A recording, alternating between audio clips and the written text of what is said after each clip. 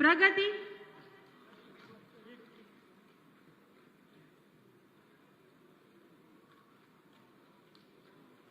निशा मंसूरी और हर्ष कटियार। फर्रुखाबाद भारत का पहला ऐसा राज्य है जहां पर हमारे कृषक भाइयों को ऑनलाइन लोन का लाभ मिल रहा है। हमारे किसान भाई बिना बैंक जाए मात्र 15 से 20 मिनट में एक क्लिक के माध्यम से लोन प्राप्त कर रहे हैं। मैं माननीय मुख्यमंत्री जी से अनुरोध करूंगी कि हमारे इन कृषकों को ये प्रमाण पत्र दें। श्री रमेश चंद्र जी और श्री राजेंद्र सिंह जी।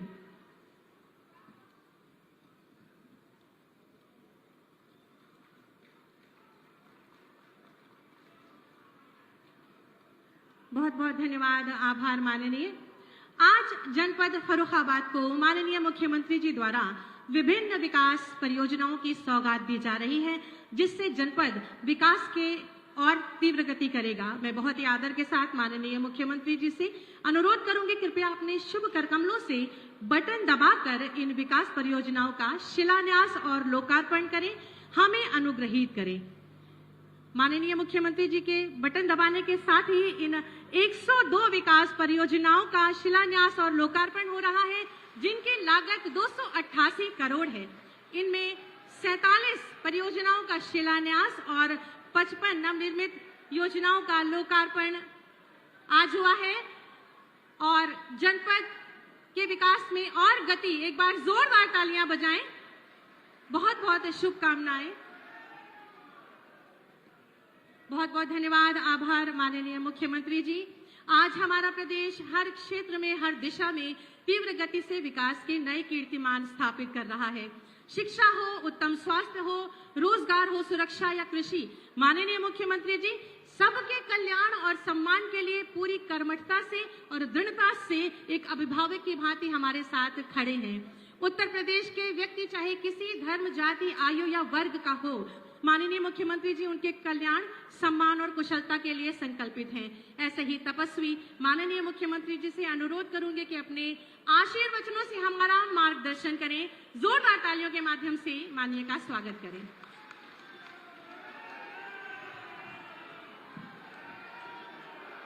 भारत माता की, भारत माता की, भारत माता की। वंदे वंदे वंदे। उत्तर प्रदेश सरकार में मंत्रिमंडल के मेरे वरिष्ठ सहयोगी, उच्च शिक्षा के मंत्री और जनपद के प्रभारी मंत्री श्री योगेंद्र उपाध्याय जी, फर्रुखाबाद के लोकप्रिय सांसद श्री मुकेश राजपूत जी, माननीय विधायक फर्रुखाबाद सदर मेजर सुनील दत्त द्विवेदी जी, माननीय विधायक भोजपुर श्री नागेंद्र सिंह राठौर जी, माननीय विधायक कायमगंज डॉक्टर सुरभि जी, माननीय विधायक अमृतपुर श्री सुशील कुमार साक्य जी, जिला पंचायत अध्यक्ष श्रीमती मोनिका यादव जी, विधान परिषद सदस्य श्री प्रांशु दत्त द्विवेदी जी, भारतीय जनता पार्टी के जिला के अध्यक्ष रुपेश गुप्ता जी, लोकसभा प्रभारी अजय धाकरे जी, दिनेश कटियार जी, शिव महेश दुबे जी, क्षेत्रीय अध्यक्ष श्री प्रकाश पाल जी, भारतीय जनता पार्टी के सभी पदाधिकारीगण, भारी संख्या में फर्रुखाबाद के आए हुए मेरे सभी उपस्थित बहनों और भाइयों, आज मां गंगा के सानिध्य में बसे हुए फर्रुखाबाद जनपद, जिस जनपद में भगवान बुद्ध ने, तीर्थंकरों ने और बाबा नीम करोली ने अपनी पवित्र साधना से जिस जनपद को धन्य किया है, इस धरा को कोटि कोटि नमन करते हुए मैं आप सबका हृदय से अभिनंदन करता हूं। बहनों और भाइयों, आज जहां एक ओर जनपद की 288 करोड़ रुपए की परियोजनाओं के लिए जो हमारे माननीय जनप्रतिनिधियों ने इस जनपद में लाने के लिए अपहर्निश प्रयास किया, उन योजनाओं का सौगात होली के पूर्व आप सबको प्राप्त हो रहा है, वहीं साथ ही साथ आज देश की एक महत्वपूर्ण योजना, प्रधानमंत्री मोदी जी के विजन को सबसे पहले जमीनी धरातल पर उतारने वाला कोई जनपद, digital public infrastructure for agriculture, AgriStack योजना, इस योजना को जमीनी धरातल पर उतारने वाला पहला जनपद, आज किसान क्रेडिट कार्ड की 10 मिनट के अंदर लोन की सुविधा से जुड़ने वाला पहला जनपद देश का फर्रुखाबाद बना है। मैं इसके लिए यहां के जनप्रतिनिधि और प्रशासन को धन्यवाद देता हूं और आप सभी अन्नदाता किसानों का हृदय से अभिनंदन करके प्रधानमंत्री मोदी जी का भी आभार व्यक्त करता हूं।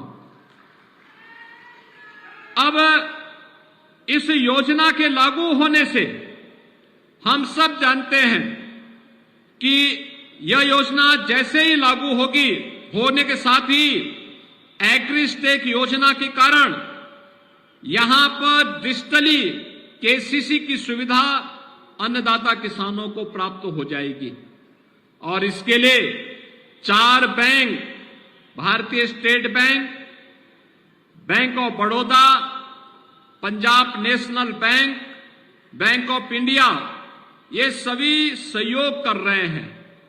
यहां की सफलता के बाद पूरे प्रदेश के अंदर और पूरे देश के अंदर योजना लागू होने जा रही है, क्योंकि पायलट इंप्लीमेंटेशन के माध्यम से हम लोगों ने पहले चरण में जनपद फर्रुखाबाद को लिया और फर्रुखाबाद के बारे में जब यहां पे चर्चा भी माननीय सांसद जी और माननीय विधायक जी कर रहे थे, तो मुझे याद आ रहा था कि यहां के लोग बार बार कहते थे संखिसा धाम का हम सुंदरीकरण का काम कर रहे हैं और संखिसा धाम दिव्य धाम के रूप में प्रस्तुत होगा, कोई संदेह नहीं होना चाहिए।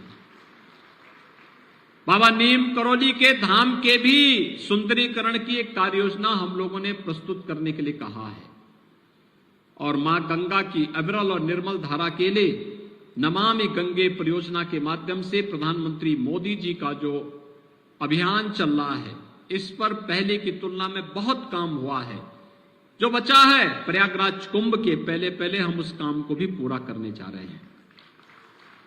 बहनों भाइयों, यहां पर सांसद जी भी कह रहे थे और हमारे विधायकगण भी कह रहे थे, बार बार कहते हैं कि गंगा एक्सप्रेसवे, और मैं आप सबसे कहने के लिए आया हूं, हमारा सर्वे का काम चल रहा है और फर्रुखाबाद होते हुए मां गंगा को जोड़ते हुए गंगा एक्सप्रेसवे फर्रुखाबाद को जरूर जोड़ेगी।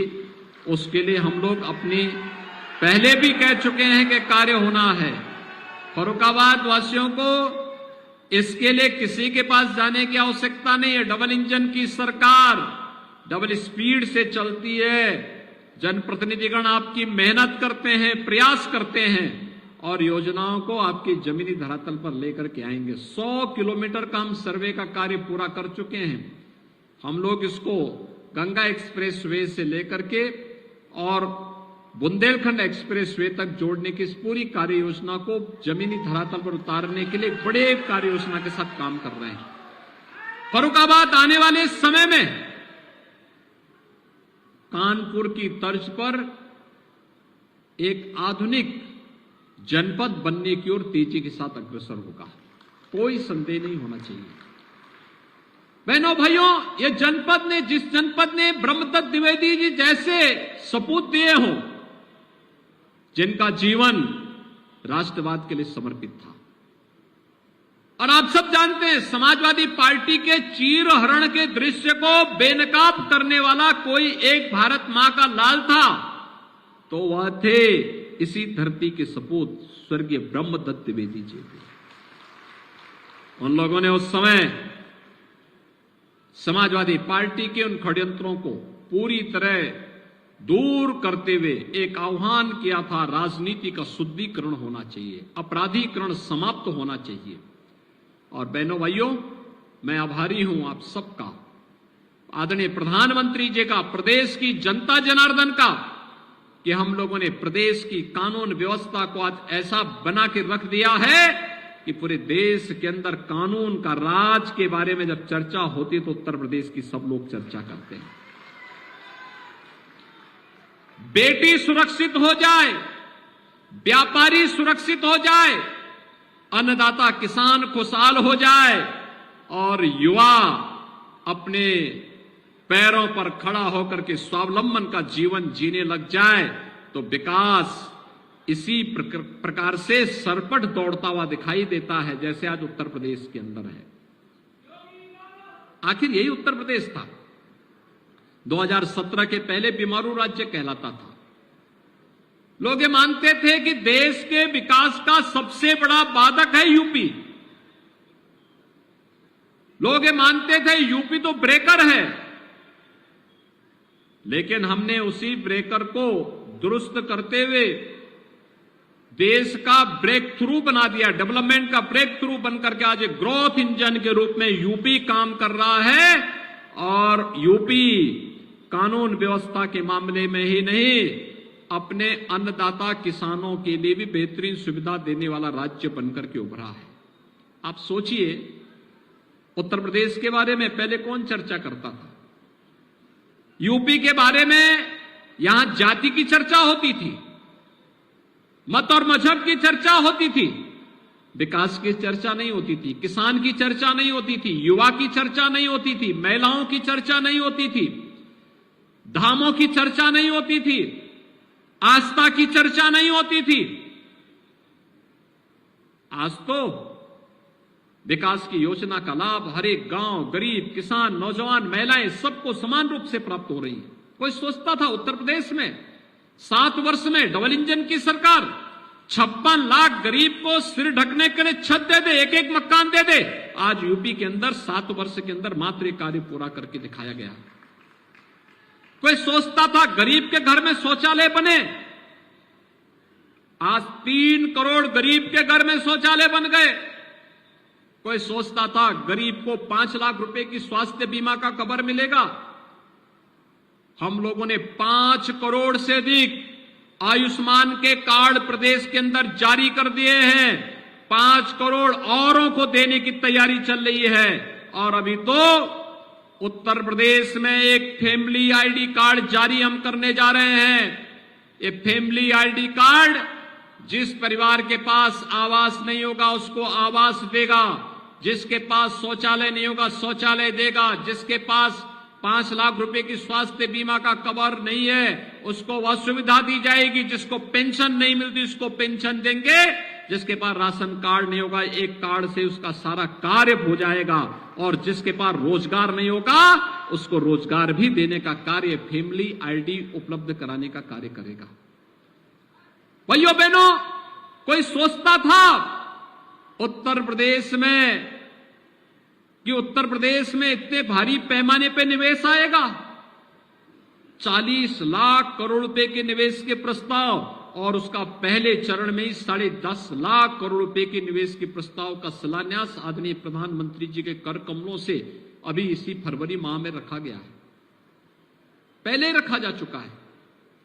यानी इतने बड़े पैमाने पर निवेश के प्रस्ताव का मतलब 35 लाख नौजवानों को नौकरी तत्काल उपलब्ध होगी, और 40 लाख करोड़ रुपए के निवेश के प्रस्ताव जिस दिन जमीनी धरातल पर उतरेंगे 1 करोड़ से अधिक, 1 करोड़ 10 लाख से अधिक नौजवानों को सीधे सीधे नौकरी मिलेगी। हमारा यूपी का नौजवान अब यूपी से बाहर नहीं जाएगा, बल्कि बाहर का व्यक्ति नौकरी ढूंढने के लिए यूपी में आएगा। और आपके लिए गंगा एक्सप्रेसवे और बुंदेलखंड एक्सप्रेसवे से जुड़ना इसलिए भी महत्वपूर्ण है कि अब नोएडा की तर्ज पर नया शहर जो विकसित होने जा रहा है वह कानपुर और बुंदेलखंड के बीच में, झांसी के बीच में हो रहा है। आपकी कनेक्टिविटी बेहतर बन सके, इसके लिए फर्रुखाबाद वंचित न रह सके, इसके लिए भी हम लोग कार्य कर रहे हैं। बहनों और भाइयों, ये विकास भी है और विरासत का संरक्षण भी है। कोई सोचता था बाबा नीम करोली की कोई बात करेगा? कोई सोचता था कि संकिसा की चर्चा कोई करेगा? यहां तो विवाद खड़ा किया जाता था। आज विवाद शांत हुआ है, समाधान हुआ है। हम समस्या पर नहीं, समाधान पर विश्वास करते हैं और उसी समाधान के लिए को लेकर के भी आते हैं। हमारा यह मानना, सरकार समस्या नहीं हो सकती, सरकार समाधान का नाम हो सकता है और हर हाल में समस्या का समाधान करना सरकार का काम होना चाहिए। इसके लिए डायलॉग हो, हम उसका माध्यम उसको अपनाते हैं। जो भी तरीके अपनाए जा सकते हैं उन तरीकों को अपना करके जनता जनार्दन की समस्या का समाधान करेंगे, उसको हर प्रकार की सुविधाओं से आच्छादित करने का कार्य करेंगे और उसी समाधान के नाम का परिणाम है आज अयोध्या में प्रभु श्री राम के भव्य मंदिर का दर्शन करने का सौभाग्य भी प्राप्त हो रहा है। मुझे 7 तारीख को आना था और 7 मार्च को जब आने का कार्यक्रम बन रहा था, क्योंकि मुझे लगता था कहीं ऐसा ना हो कि 10 तारीख तक आचार संहिता लागू हो जाए।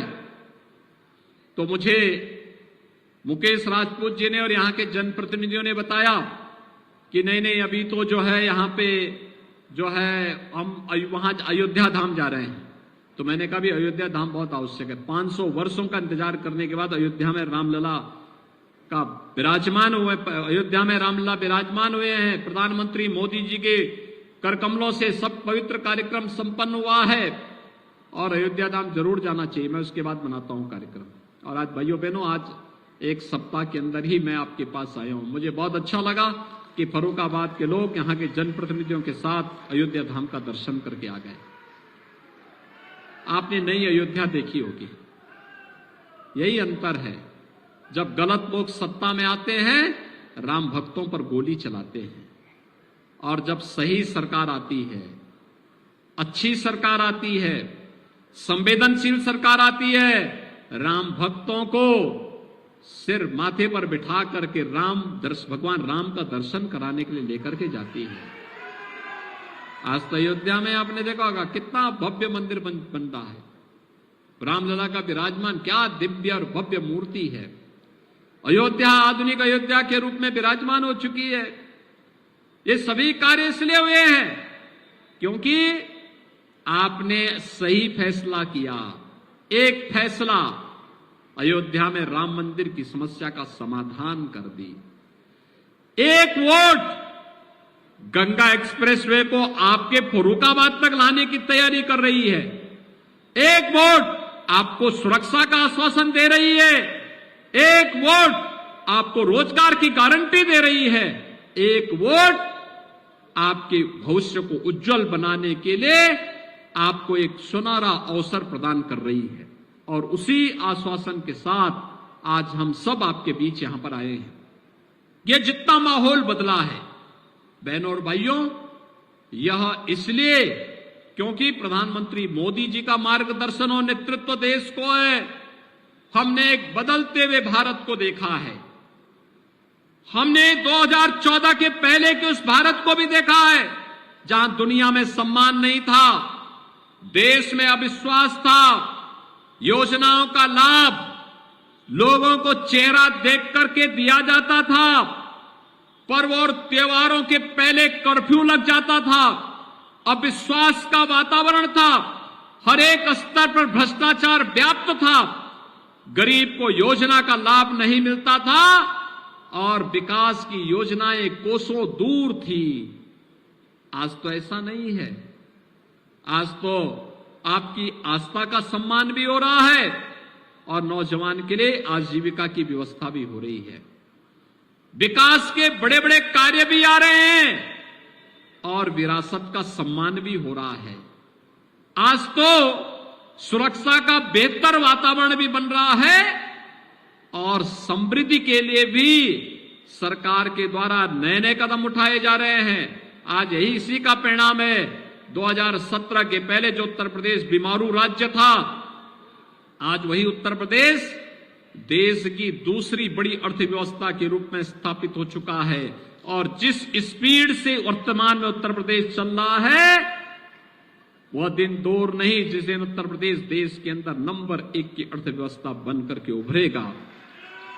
उत्तर प्रदेश का नंबर 1 की अर्थव्यवस्था बनने का मतलब उत्तर प्रदेश की 25 करोड़ जनता के जीवन में खुशहाली, हर प्रकार की सुविधाओं से उसका आच्छादन होना, हर प्रकार की सुविधाएं उसको प्राप्त होंगी।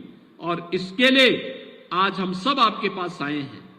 देश के अंदर पिछले 10 वर्ष में जो परिवर्तन हुआ है,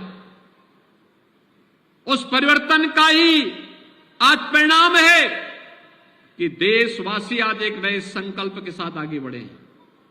हर देशवासी का एक संकल्प बना है। क्या संकल्प है देशवासियों का? विकसित भारत। विकसित भारत के लिए विकसित उत्तर प्रदेश आवश्यक है। विकसित उत्तर प्रदेश के लिए फर्रुखाबाद का विकसित होना भी आवश्यक है। फर्रुखाबाद के विकसित होने के लिए एक एक गांव, एक एक नगर निकाय को विकसित होना पड़ेगा। और विकसित उत्तर प्रदेश की संकल्पना के साथ आगे बढ़ेंगे तो विकसित भारत को कोई ताकत रोक नहीं सकती है। और भाइयों बहनों, विकसित भारत की संकल्पना को आगे बढ़ाने वाले देश के यशस्वी प्रधानमंत्री जी के बारे में इसलिए पूरे देश से एक आवाज आ रही है, और वो आवाज है 24 के लिए। और वो आवाज है फिर एक बार, फिर एक बार, फिर एक बार, फिर एक बार मोदी सरकार, फिर एक बार मोदी सरकार। यही संकल्प हम सबका, हर भारतवासी का बनना चाहिए। आप क्या सहमत हैं? सभी लोग सहमत हैं? सभी लोग सहमत हैं? तो क्या मुकेश राजपूत जी को पिछली बार से ज्यादा वोट से जिता के भेजेंगे? सभी लोग सहमत हैं ना? ये बांटने वाले और काट छांट करने वाले लोगों पे विश्वास तो नहीं करेंगे ना? जिन लोगों ने कर्फ्यू लगाया था, जो लोग विकास में बाधक थे, जो लोग युवाओं के जीवन के साथ खिलवाड़ करते थे, जो लोग तुष्टीकरण की नीति पर चल करके प्रदेश की कानून व्यवस्था को छिन्न भिन्न कर रहे थे, उनके बहकावे में तो नहीं आओगे ना? याद रहेगा ना कि फिर एक बार मोदी सरकार। सभी लोग सहमत हैं? तो बहनों और भाइयों, मैं भी आपको इस बात के लिए आश्वस्त करने के लिए आया हूं। ये 288 करोड़ तो होली का उपहार है, और गंगा एक्सप्रेसवे का शिलान्यास करने के लिए फिर हम लोग यहीं पे आएंगे, चिंता मत करो।